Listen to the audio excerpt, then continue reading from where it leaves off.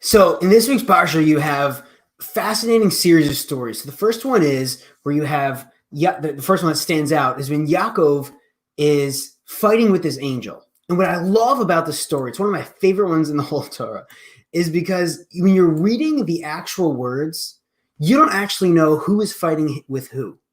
Right? The pasuk tells us, "Vayavek ish imo." There's a man fighting with him. Well, who's the man and who's he fighting with? The lo yachol lo, and he wasn't able to overcome him. Who's he and who's him? So we know because we've heard the story dozens of times, and someone has told us those details. But if you're reading the actual words in the Torah, it doesn't actually tell you who's fighting with who, why are they fighting, what are they looking to do, and who's actually winning. So when you look at the actual words and the names of what's going on in this interaction, in this wrestling, right, this battle, this match that they're having, you start to question and say, hold on a second, who is fighting with who? What's the real struggle here? And the overall question of Parsha and Parnasa, which is, how does that have anything to do with my business? What is in it for me, so to speak? What is in it, and how does that speak to me thousands of years later? How's that relevant to right now to me as a business owner or professional? So I love the fact that there's no names, because naming is power. Naming is clarity. Because when you have words to refer to something, to describe something, you can actually have the ability to pin it down. In business, you must be able to name the issue. Whenever a client reaches out for a consult, I say, great, what would you like to discuss? Sometimes they can't even name the issue. Sometimes they don't know what the problem is. Very often, if you offer a service, they're hiring you for that service because they need your help in naming the issue and getting clarity on the issue. Because once you get clarity, once you can have words to describe it, then you can address it and then you can solve it. So in this week's Parsha, there's actually no clarity about who's wrestling with who.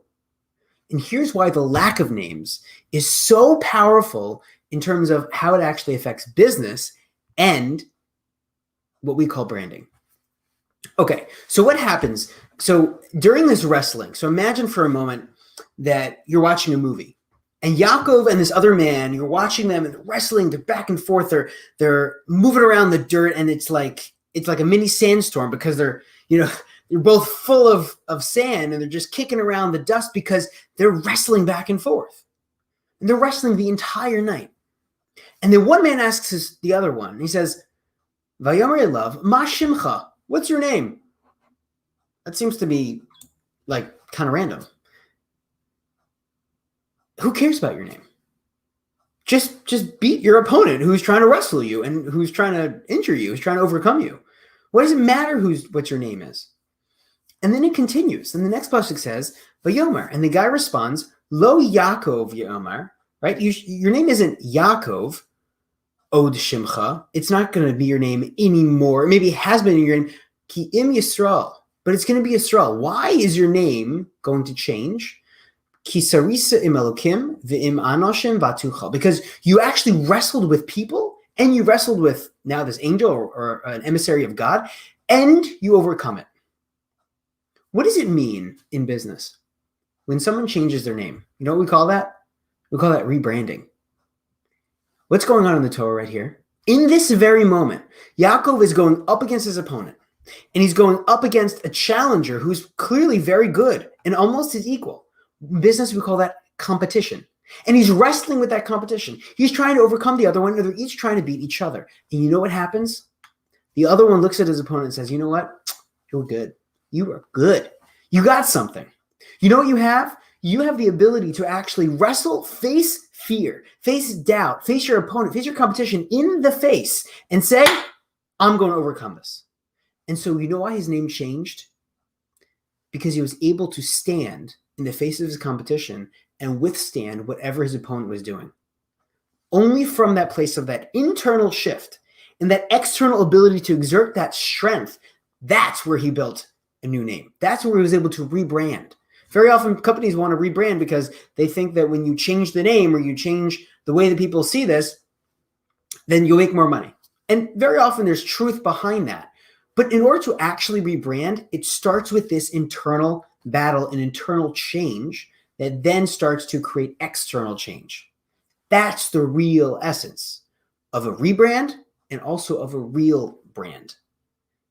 That's exactly what happened with Yaakov.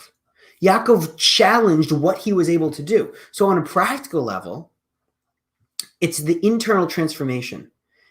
It's the internal change of one's missions and their purpose in what they're doing, whether it's in this world or in their business. They should be the same. They should be aligned, right? And the strength that they're achieving from saying, I'm going to step up to the plate and actually overcome whatever this obstacle is. So I'll give you an example. For me, for a long time, cold calling, which is not something that's my favorite at all. I do not recommend it as the first go-to for marketing. But that was something that was an internal battle. And I knew that I had to overcome that. So first of all, I could experience it, learn lessons, be able to advise people that might be a good fit for, but also be able to say, okay, well, what is the right thing for me? So that was an internal battle, this internal back and forth that we often have and it slows us down and affects us in our business. So going back to the name concept, the name is very, very clear. When you want to win in business, when you want to transform the way that people see you in business, you change your business name. That's very often how people do it. I'm not suggesting that's the way to do it, but we see that there's a rebranding can come once there's an internal shift, an internal change in the company, which might mean changing some of the staff, some of the people in the leadership team, but it's changing also the mission. It's changing the target, the focus of what you're doing in your business. That is what actually allows you to make real changes and actually rebrand. Now, there's a later in this week's parsha, actually, there's a story where Hashem comes to Yaakov and he says, you know what? No longer will you be called Yaakov because you stood up, you became a leader, you'll be called Yisrael. Yisrael from the word sar, which means leader or leadership. In order to actually rebrand, in order to actually change who you are, what you're doing, the way that people see you, that requires one thing that almost no one talks about, that your brand is directly attached to your leadership, to your name, of the way that people see the name of your company, the way that people describe your company when you're not around is directly tied to the leadership. I'll give you an example of what that means in my business. One of the things that I learned in business coaching is that you have to be willing to, I have to be willing to tell people a truth and a direct, honest feedback that no one else has been willing to tell them. Do you know why? Because real leadership is not being scared of trying to do what's the norm. You're not trying to always just fit in and please people. It's about serving people and giving them what they really actually need in the way that they're able to receive it. But to be super honest with someone, that takes real leadership. To give someone feedback, to give someone clarity, it takes leadership. And you know what? Being able to say that to them allows them to break free from the battle where they're back and forth. They're struggling with that internal. Vayavek ish imo. We don't know who it is. Maybe it was Yaakov wrestling with himself. It was a man, imo, with himself. Maybe it wasn't. Maybe there were two different opponents. But in branding and in business, there's always a decision maker, and that decision maker often is at a crossroads where they're going this way or they could be going that way. And you know what they're doing? Vayavek ish imo. They're struggling back and forth. They don't know which direction to go in. But you know how they get clarity? They look at the brand. What's the name? What's the essence? What's the identity of this company? What is the mission that we have? All of those and multiple others are parts of the way that you form a brand. But you know why people get confused and they have difficulties making a decision? Because they're not clear about the brand. They're not clear about what's the real core of this. They just came into it because they said, I want to make money, so we need a brand, we need a logo, we need a whatever, right? But it doesn't work that way. It works enough. But when you want to take on real leadership, you want to make a real impact, you want to actually grow your company exponentially, you want to be able to have rock solid confidence in the face of Corona or anything that comes up in business and in the economy, get clear about what is the brand identity. What is the identity? Who are you? Because you know what? Sometimes you might need to change the brand in order to break through in your business, in order to break through with that internal struggle that you have, in order to get clarity about the decisions to make. And so what is it called in business? How does someone stand up to the competition? By standing up to the rest of the people that are looking to win over the same business. And you do that by having a solid brand. How do we refer to a brand? How do we remember them? by their name. Your brand and your business should tell people what you do, right? It should indicate. So for example, mine is breakthrough business. It's pretty clear what I help people do in their business, right? So your brand identity, it should be powerful enough where you're showing people, you give people a feeling of the experience or who it is that you help through the work that you do.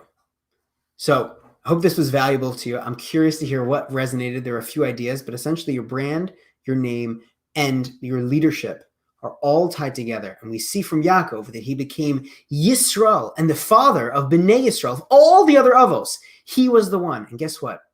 Avram, Sarah, there are other people who also, whose name was changed when their essence changed. Rebranding, real branding comes from within.